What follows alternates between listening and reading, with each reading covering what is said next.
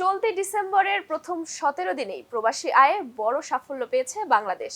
এ সময়ে দেশে এসেছে প্রায় $270 কোটি রেমিটেন্স।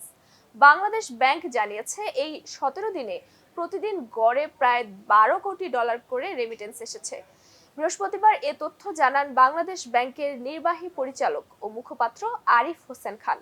তিনি বলেন, গত বছরের একই সময়ে যেখানে রেমিটেন্স ছিল $176 কোটি, সেখানে এবার তা বেড়ে দাঁড়িয়েছে $270 কোটি। শুধু 17 ডিসেম্বর একদিনেই এসেছে $177 মিলিয়ন। চলতি অর্থবছরের জুলাই থেকে 17 ডিসেম্বর পর্যন্ত মোট রেমিটেন্স এসেছে আগের বছরের তুলনায় 16.7% বেশি। এর আগে নভেম্বর মাসে প্রবাসী আয় ছিল প্রায় $300 কোটি, যা চলতি অর্থবছরের সর্বোচ্চ মাসিক রেকর্ড।